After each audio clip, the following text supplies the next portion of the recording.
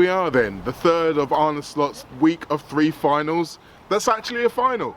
Liverpool are going to be playing in the League Cup final against Newcastle United, and we heard from Arne Slot in his pre-match press conference today.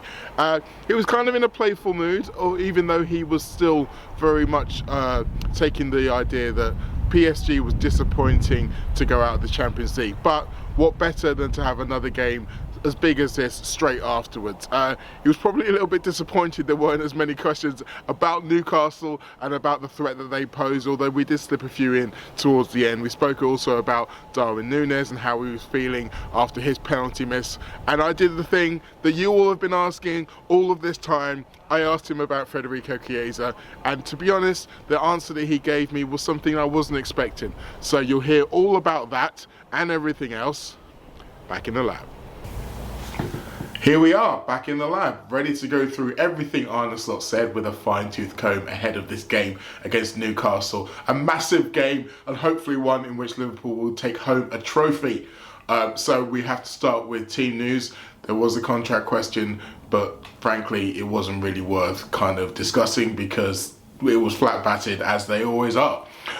So, injury news. By now you will probably know that Trent Alexander-Arnold will be missing this game. There was no mention of when Colin Bradley or Joe Gomez will be back, so the chances are Jarell Quansah will be the man playing right back in this game. It's a fascinating situation because obviously Newcastle are without their first choice left winger in Anthony Gordon and their first choice left back in Lewis Hall, who has quite a lot of attacking impetus as well. So it's going to be very fascinating to see which of the reserves comes out on top down that left side for Newcastle, right side for Liverpool. But I am in no doubt that Jarell Quansah has the ability and the capabilities to be able to play a fantastic game. I was able to speak to him earlier this afternoon, and you'll be hearing all about that tomorrow once the embargo is lifted. It should be coming out tomorrow afternoon, so keep an eye out for that. I will trail it once again at the end of this show. But it leads me quite nicely into my top takeaway number 1. Jarell's tough year can be the making of him. Now, Slot was asked about Quansah mainly because today was the day in which he found out that he'd made Thomas Tuchel's first England squad for the games against Latvia and Albania in March, and he was asked about what it means for him because he had a very difficult start to the season, as we all know, with that game against Ipswich. I felt it was notable that the first thing that Slot mentioned was his mentality, and his mentality to be able to overcome that. It's funny because that substitution at Ipswich has taken on a bit of a life of its own, and at different times across his press conference, Slot kind of played it down. He also tried to explain the fact that it was only a big deal because of the way that he spoke about it rather than anything that Jarell did. But then he also said that it may well have been the making of him. So make of that what you will. I'm more inclined to think the latter. I think what happens when you come back from adversity is what really sets you apart, and that really kind of puts you on the path to greatness. And I think we can all see from the way that he's playing at the moment that Jarell has actually really excelled and he's really come through his times of adversity well, because it wasn't just that Ipswich game. I think it's quite ironic that he's going to be starting this Carabao Cup final, because the Carabao Cup was the place where he was getting his first starts of the season, and the first 3 probably didn't go the way he wanted them to. There was an own goal against West Ham. There was another own goal against Brighton. There was the incident against Southampton where some feel like he was lucky to get a red card, but considering what happened with Ibu in Paris, I think we can safely say that both of those players didn't deserve red cards. But it was a difficult time for him at a point where people were really questioning him for the first time. He'd come into this Liverpool side as a youngster and performed admirably, fantastically under Jurgen Klopp in his first season. Looked like he saved us all about 50 million quid. And this was the first time he really faced any kind of criticism. But he's come through it so well.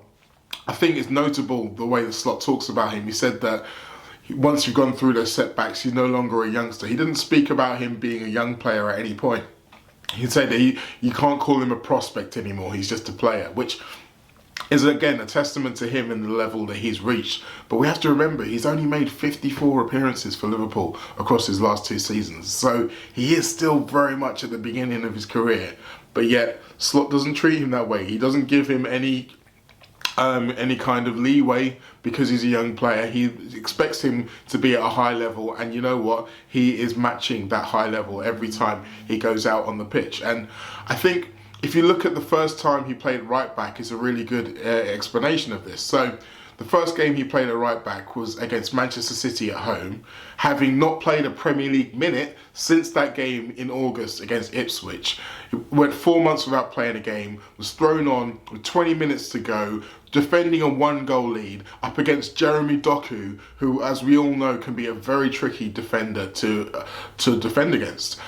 And he was able to excel with it. And I think, well, without wanting to give away stuff that's in embargoed content, the kind of confidence that Slot gave him from being so adamant that he could do the job helped him to do the job. And his relationship with Slot, I think, has been a real positive for both of them, even at the times where from the outside it looked like it might have been quite rocky. I think that he has helped him, the way that he's coached him, the way that he's managed him through the season has helped him to reach the levels he's at. And again, I have absolutely no issues with him playing in this final. And who knows? Maybe he will be able to pop up at the other end and score a goal, because he does have an attacking threat, as we saw midweek against Paris Saint-Germain. Speaking of Paris Saint-Germain, that brings me on to my top takeaway number 2. PSG is already history. Now, there were quite a few questions regarding the game, the second leg at Anfield, in which Liverpool got knocked out of the Champions League. But the sense very much was from Arne Slot that Liverpool had put it behind them. They had been able to rationalise this defeat. No one is happy with getting knocked out of Europe. No one is happy losing a football match. But there are ways you lose and ways you don't want to lose. And Slot mentioned the fact that he was much happier to lose in this way than he'd lose against the way that they lost against Plymouth. He's mentioned that that early period in particular was the highest intensity of the season, forcing them into mistakes, creating chances. They just weren't able to take them as they normally would, was the quote he came up with. And that kind of goes back to a recurring theme that we've heard plenty of times from Arne Slot. It's not just about the result, it's about the performance as well. If you're performing well and doing most of the right things, sometimes the result goes your way, sometimes the result doesn't go your way. But if you can repeat those good practices again and again, more often than not, the result will go your way. And at times like this, when you've had a tough defeat, it can be a really good way to rationalise things and to be able to get over something like that. And I think the way that some of the questioning was around this game was all quite negative. Understandably with Liverpool getting knocked out, but the question around penalties, obviously with the potential for that to come up in this game against Newcastle. But it was notable that the questioning was very much focused on Darwin Núñez, even though he wasn't the only one who missed a penalty. I think it's mainly because you could see the emotional toll it potentially took on him. He's a very emotional person, as we all know. But Slot once again did what he always did, and he tried to take it away from the individual to the collective, because he mentioned that he wasn't the only one who missed a penalty. He mentioned Curtis Jones as well, and he kind of looped them together. But again, accentuated the positive side of the fact that these players were willing to take responsibility, and that's the main thing for him. He didn't really want to even talk about it that much. He kind of shut it down as a conversation, trying to make it as less of a deal as possible. And I think part of the reason why he wanted to do that is so it wouldn't linger in the heads of Darwin Núñez, who, as we know, is a very emotional guy. So the idea that it's not a big deal is something that happens. Once again, sometimes you can do everything right and it doesn't go your way. You mentioned the fact that players practice penalties quite often, but it just didn't go for them on the day.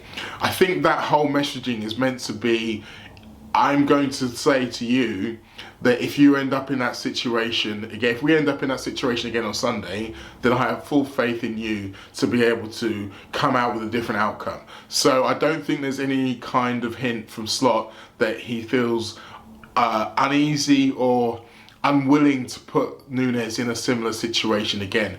So there's been lots of talk about, will he start, will he come off the bench, and the idea that maybe starting him is the better option because that means that he's less likely to be there at the end if it goes the distance. I don't think Slot's thinking that way. I think he's just thinking about who's going to be the most effective attacker for the majority of this football match. And who knows, that might well be Darwin Núñez. We'll have to wait and see. But ultimately, the best way to get over losing a big game is to play another big game straight away. That's what these players are used to. That's what they are in it for. And hopefully they'll be able to prove that on Sunday. Now, I mentioned extra time there, and that brings me on to top takeaway number 3. If you say you're tired, then you feel tired.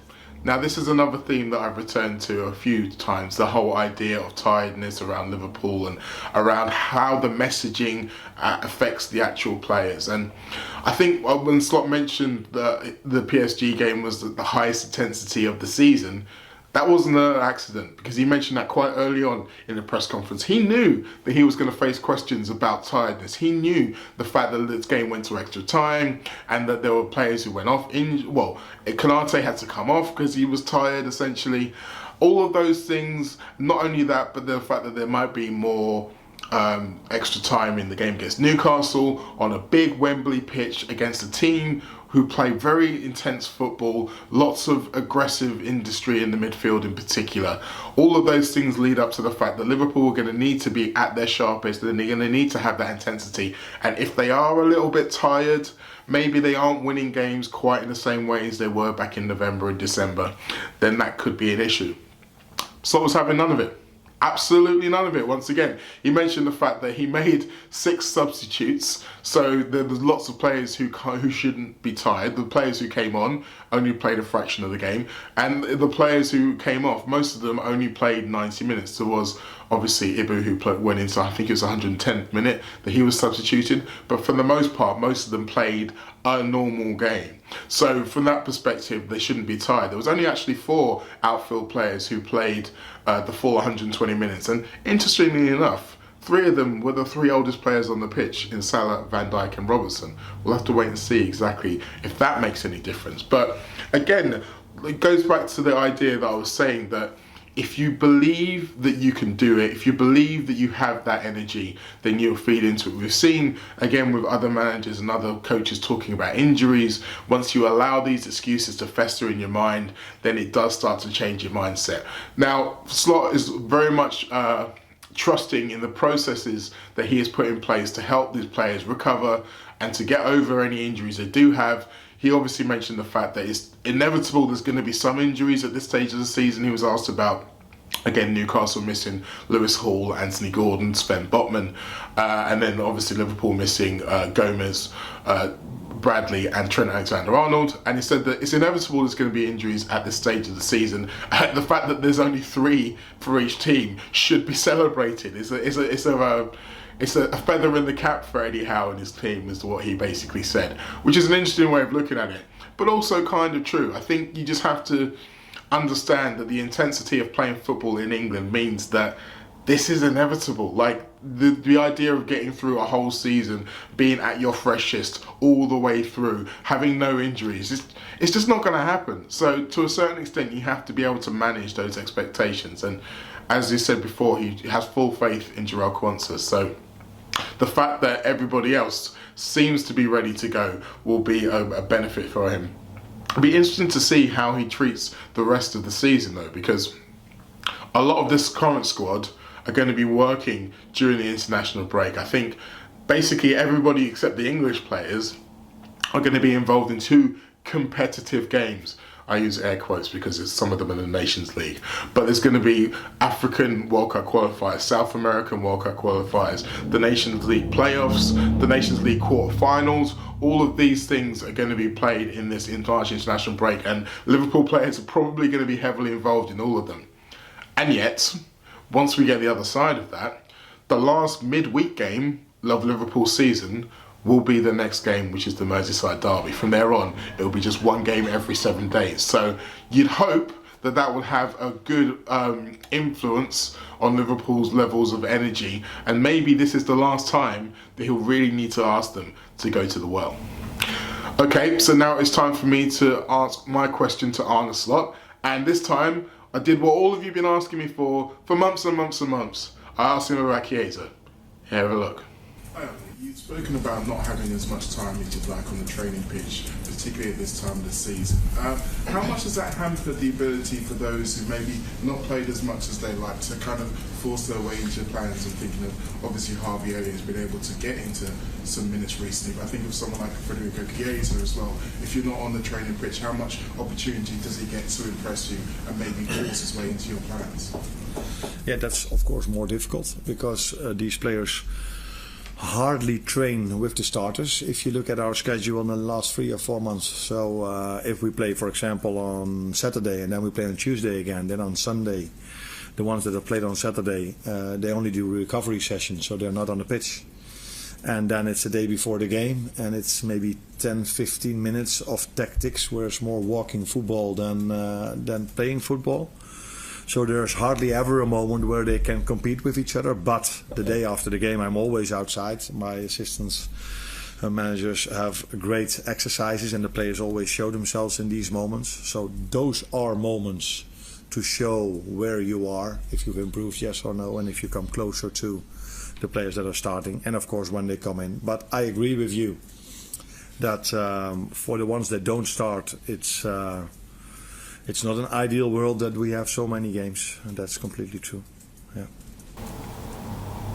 Unsurprisingly, having checked social media already, plenty of people are unhappy with the way that Slot answered this question, because he didn't give them what they want. He didn't say, oh, well, don't worry, Chiesa's going to get more minutes, or yes, it's my bad, I don't like him. Absolutely, I don't like him. That's the reason why he's not playing. Managers don't do that. That's not the way they work. They're not going to destabilise their dressing room by singling out a player. If they don't fancy someone, they will never know officially. You'll just be able to see it and maybe piece it together through the little clues that they give. But Slot did give something new to this conversation, something which I hadn't considered really, something that I found quite fascinating and illuminating. And that's the idea of the fact that not only you understand the fact that at this time of the season there's not going to be lots of training. You mentioned there's lots of rest days, lots of recovery days, lots of days where they don't come in at all. And then when they do get to do preparation for the next game, sometimes it's just like a 15-minute tactical walkthrough.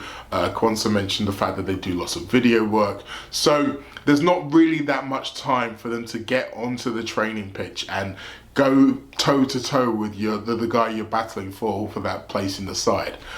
And for Chiesa, because the team who play have a different routine to the people who don't play, he's never in that same group. So he's never fighting against those same players. So he maybe has gone 2-3 months without really going up against it. So people who've said, well, he should be able to play a left wing, he can play second striker, it's not just about being a backup for Salah.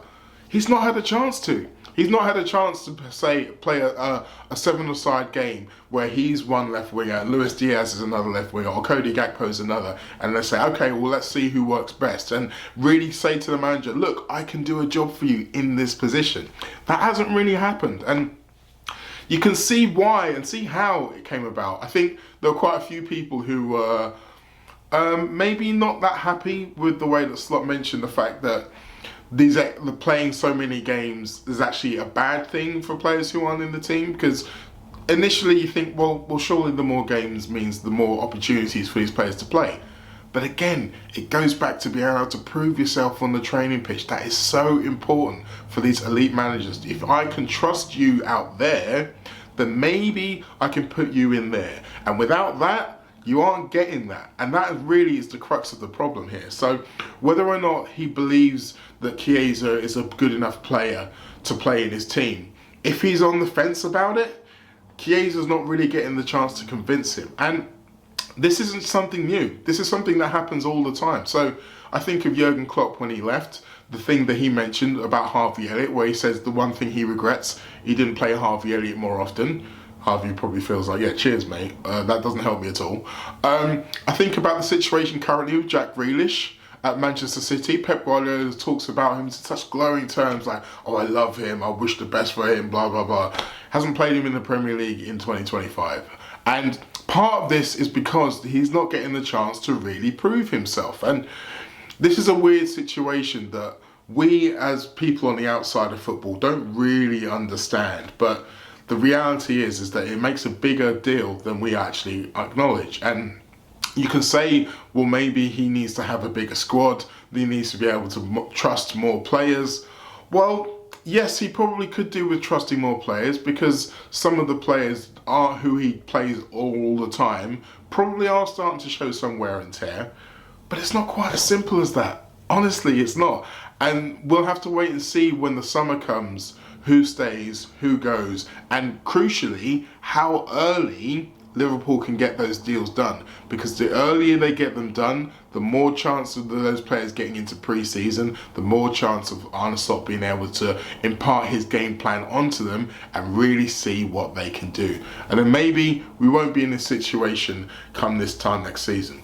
For Chiesa, it's a tough school. It really is. I don't know what is going to be the outcome of this. Maybe he will end up going back to Italy at the end of the season. But one thing I would say, for those of you who are campaigning for him to get a Premier League medal, I think the idea that Liverpool may well be able to clinch the Premier League title before the end of the season will probably be a good thing for him. Currently, he's got 3 appearances. He needs 2 more to be able to secure a medal. I'd like to think if Liverpool secure the Premier League title before the last 2 games of the season, then he'll get those 2 games. We'll have to wait and see. That is for the future. What is coming up next is the League Cup final against a dangerous Newcastle side. I know they are missing some of their best players, but they're not missing all of their best players. We've spoken about the weight of history they have upon them, but they also are a dangerous team, a very difficult team to analyse and to predict.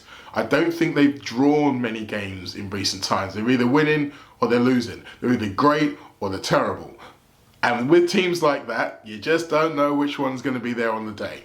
However, I would like to think that whichever version of Newcastle Liverpool face, they will be good enough to get the job done. We'll have to wait and see.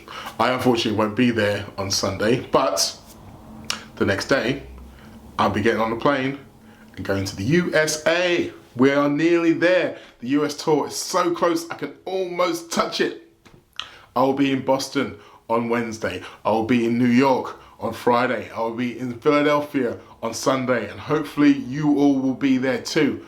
I managed to get some fantastic raffle items for the gig in Boston as well. I'm not going to tell you too much about them, but one of them may well be a signed shirt from a certain Liverpool captain. So yes, if you're in the Boston area, please come down and please give us your donations. The 50% of the proceeds for those tickets will go to the food banks in Boston and here in Liverpool, so it's going to a good cause. I will be here to talk to you all about this fantastic football team that I get to cover and you all get to support. I'll also be playing some songs later in the evening. It's a fantastic good time, as you all know. The Harvey Elliott article that I've been trailing for however long will also be out next week. I've had it on good authority, so keep an eye on This Is Anfield for that. I won't be on the Late Challenge this Monday or the next Monday because I'll be travelling, but a guy who you know very well will be taking my place. I'm sure he'll do a very good job. Until next time, I'll see you soon.